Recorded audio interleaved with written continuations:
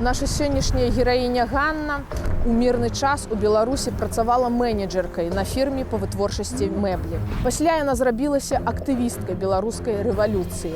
На знак пратэсту яна на машыне перакрывала дарогі. 7 месяцаў адсядзела ў турме. Пасля на Ганну завялі крымінальную справу і ад Мінсктрансу выпісалі штраф на 10 000 даляраў за яе пратэсную дзейнасць. Цяпер Ганна вымушана з'ехаць сюды, у Гдыню, у Польшчу, дзе працуе таксоўцай. В Беларуси у меня была очень интересная профессия. Я была на простом языке мебельщиком, но могла все. Любая мебель под ключ практически, ну, кроме мягкой, корпусная. Я могла сконструировать, сделать дизайн, увидеть в пустой квартире абсолютно, как это должно выглядеть. У меня были шикарные клиенты, это была очень интересная работа. Как бы променяла на такси в данный момент, но очень надеюсь, когда познаю язык, все-таки уйти обратно в мебель. Когда на работе, конечно, с Викой мы почти не видимся, потому что чаще всего я уезжаю с самого утра. Один выходной в неделю – это пока что очень, очень мало, и мы с ней мало находимся вместе. Я, бывает, и могу там и в час ночи приехать с работы, и в 2 часа ночи. Естественно, она спит к этому времени. В июне, если помните, была проблема с водоканалом, в 2 районах не было воды. Вот, я тогда как раз взяла отпуск и волонтерила, развозила воду людям, у кого там проблемы, например, со здоровьем, либо многодетные семьи.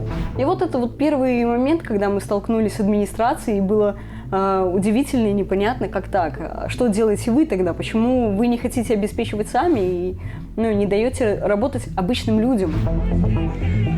А дальше, конечно, уже такие самые события – это август. Говорили, что милиция должна быть с народом, и что они должны сложить щиты, и что мы хотим мира. Наверное, часа 2 такой немой борьбы за свой выбор. И ОМОНовцы начали бежать на народ. Мы запрыгнули в машину, заблокировали двери, успели. И мимо нас просто пробежали со щитами, машины не тронули. Это вот первый день, очень сильно повезло. И через пару минут заехало еще 2 машины, они были полностью разбиты. В этот момент мы просто поняли, что оставаться в машине – это просто самоубийство. Дальше они пойдут громить и крушить все, что вокруг находится. И мы убежали с машины во дворы. И на следующий день, это уже 10 число, естественно, там не будешь отмалчиваться дома сидеть. Хотелось все-таки добиться какой-то правды. Поехали на Пушкина.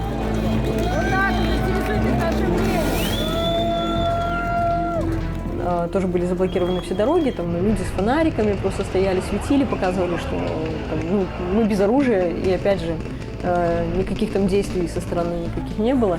Единственное, что ребята баррикадировались, потому что, понимали, что если побегут ОМОНовцы, поедут на каких-то машинах, то, просто они будут ехать по людям. По опыту вчерашнего дня это было понятно. В итоге, пришли за мной только 25 сентября, как раз вот из-за действия 9 и 10 августа. В итоге я просидела 7 месяцев на Володарского в СИЗО в Минске. Як гучаў артыкул, что инкриминовали? 293 статья, от 3 до 8 лет, и это участие в массовых беспорядках, поджогах, погромах и так далее. Вот. В итоге перед судом, ближе к суду уже, когда дело закрывалось, за недостачей доказательств 293 статьи ее заменили на более легкую 342. У младшей дочери день рождения 2 января. И у меня там гора беспокойства, как так, ребенок без меня, мало того... А вы в тюрьме были? Да, я в тюрьме. Мало того, что у нее день рождения, у нее еще и Новый год, в конце концов. Мы день рождения с ней так проводили. Я 2 числа всегда брала отгул, вот, а мы с ней собирались и ехали на целый день в город. Вот, и для меня это был такой вот момент болезненный. Я не понимала, как она будет, кто ее куда-то повезет гулять, либо она будет сидеть просто дома целый день. Но вот такой вот момент, я перестала спать, я почти не ела. Такое было очень тяжелое психологическое состояние в этот момент. Скорее всего, что это навсегда в памяти. Да, такой момент. встречи еще.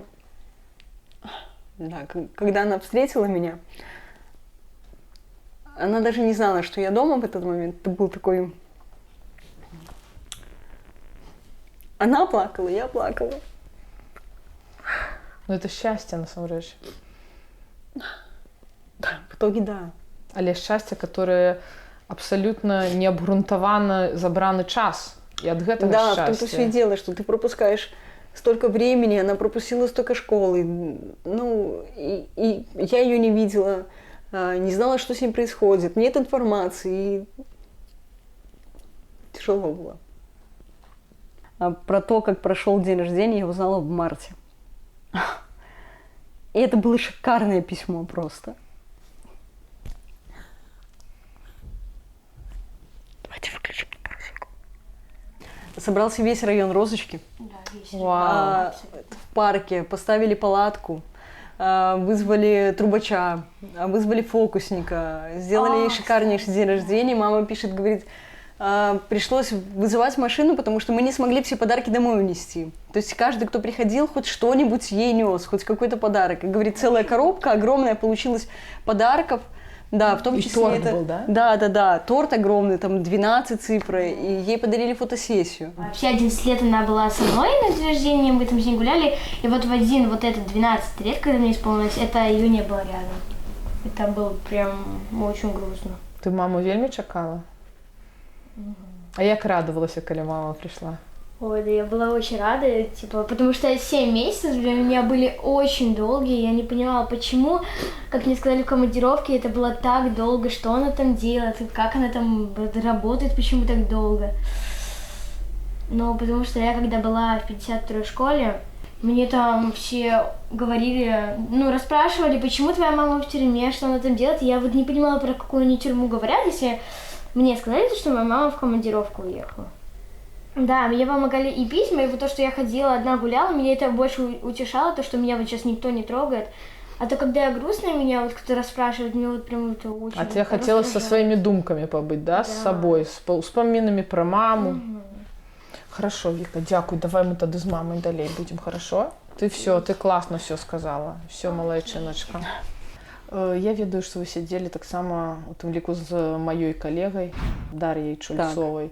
Як яна там? Ну, если честно, конечно, психологическое состояние у всех, кто попал, да и попал безвинно, а она, наверное, одна из первых, кто безвинно был в тюрьме находился. Ну, это тяжело. Тяжело понимать, что ты ничего не сделал, тяжело понимать, что тебя вырвали от семьи, вырвали с работы, вырвали из какой-то там твоей свободной жизни, к которой ты привык, и переносилось тяжело. Она работала с психологом в итоге, психолог ей помогал. Ну и, естественно, мы там с камерой, девочки все хорошие были, старались тоже, конечно, и улыбаться побольше, и какого-то позитива, но ломало то, что письма не доходят, и в основном до политзаключенных практически писем не было.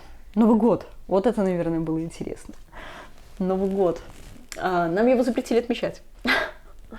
Администрация сказала, Нового года не будет, так что, как хотите, в 10 отбой спать ложимся и все. Причем мы очень хорошо знали, что до этого Новый год был, и администрация разрешала до часа ночи хотя бы там телевизор, что был включен. То есть, если у кого-то в камере телевизоры есть, то вот, в этот раз нам запретили. Но, естественно, мы красиво легли в кровать. Но никто не спал. Сделали бутербродики втихаря, там, налили минералки по стаканам и ждали, когда же будет 23:34. Правильный час, які святкують Новый год белорусы. Да. И в 23:34 мы тихонечко, не поднимаясь с кровати, кричали «выпускай» сами себе в душе, ну, шепотом «выпускай». Потому что если бы раскричались в этот момент, ну, была бы беда, я думаю. А в 12, ровно в 12, все подпрыгнули с кровати, причем всеми камерами. С соседней камеры мы слышали, как все кричат «С Новым годом!», но мы орали дальше «выпускай». И все подхватили, и в итоге вся тюрьма кричала «выпускай». Уже никто не кричал «С Новым годом!», и поехали, песни играем, мы там пели. Вот, то есть мы не дали себе испортить Новый год все-таки. Класс. Поборолись немножко. Ну, да, это там перемогли. Там перемогли, да. И 25 марта, наверное, тоже вот такой знаменательный момент был. Мы были с Аланой Гибримарян в одной камере. Ну, завтра день воли, что делать? Мы достали салфетки обычные белые, достали маркер красный, фломастер точнее, и нарисовали на нем красные кружочки. И сделали себе банты. А в камере было 6 человек, решились на бант только я, Алана и девчонка еще с нами, она по другой статье, не касается политики. Вот, и она тоже с нами, говорит, я тоже с вами буду. Все остальные струсили. И вот мы втроем с этими бантами, открывается дверь, стоит маленького роста такой очень злой мент. И тут Алана начинает на чистом белорусском ему рапортовать, что в камере такой-то, столько-то человек, дежурная такая-то. Я уявляю себе картину. Он просто в лице меняется, злой. И вместо того, чтобы там рапорт принял, он там фамилии, кому здесь весело. Мы называем свою фамилию, он записывает. И мы понимаем, что нас ждет карцер. И так и было? Нет, в итоге так и не было, потому что на карцер была очередь в итоге в этот день. Это в таких белорусских турмах на карцер чарга. Да, так и есть на самом деле. И мы в карцер не попали, точнее, я не попала. Як было прийнято рішення, з якої причини, що вам треба з'їхати? Ой, наверное, это правильное, скорее, мнение моих друзей и моей мамы. Они очень настаивали на том, что пора уезжать и нечего оставаться. Начали новые дела уголовные заводить на всех, у кого уже что-то было. Поэтому это очень великий риск того, что закроют обратно, и то есть ты уже домой не попадешь точно, в любом случае, пока не отмотаешь срок, который дадут. Вот, поэтому, понимая, что из тюрьмы я ничего не сделаю и никак не помогу, то решение это было принято. Но, конечно, не сразу я к нему пришла. Весь май, там, часть июня, это все вот в мыслях, все это вынашивалось, взвешивалось, потому что дальше я продолжала волонтерить, я продолжала помогать девочкам, с которыми сидела, передачи, письма, переводы. Я не понимала, как я уеду, а кто этим будет заниматься. Вот, как бы вот такой тоже сложный момент был. Ну и все, и мы когда решились, начали собираться. Вот август, наверное, такой вот самый переломный был. Решали, куда поедем конкретно, где будем оставаться, потому что предлагали и Литву, и Польшу, и Украину. Вот. Но, конечно, мы больше склонялись к тому, что это Польша будет. Здесь нас окружили друзья, знакомые. Мы попали на марш первый раз. Это, ну, вообще то, о чем можно было только мечтать. И марши, по которым ты так соскучился дико. И ты приходишь, обнимаешься со всеми, ты можешь кричать «Живи Беларусь», тебя все понимают. Традыцыйна заўсёды мы просім загадаць нейкае жаданне для сябе асабіста, чтобы ці для вашай сям'і, што вам прынесло, чтобы вам прынесла задавальненне ці нейкую мінімальную радасць. Можа быць, у вас ёсць такое жаданне, якое б нашыя гледачы, побачыўшы гэтую праграму, змаглі ажыццявіць. Ну, не знаю, честно говоря, единственное, наверное, Вика очень хочет здесь иметь велосипед. Потому что тут дети просто принято, наверное, в школу на великах ездят, а ну, для себя нет. Если ей хорошо, мне классно. Нават страшна ўявіць, што робіць рэжым з нашымі дзецьмі. Калі маё дзіця не бачыла мяне месяц у той час, як я эвакуявалася, то дачка Ганны Віка не бачыла яе 7 месяцаў. І ў гэты час яе травілі ў школе. Між тым, яе маці 3 дзяцей, яна неймаверная беларуска. Тая беларуска, што змяняе лёс нашай нацыі. Калі вы хочаце падтрымаць Ганну і яе дачушку Віку, гэта можна зрабіць як публічна, так і ананімна, з любога пункту свету. Лістуйце да нас і памятайце, беларус беларусу, любоў, падтрымка і перамога.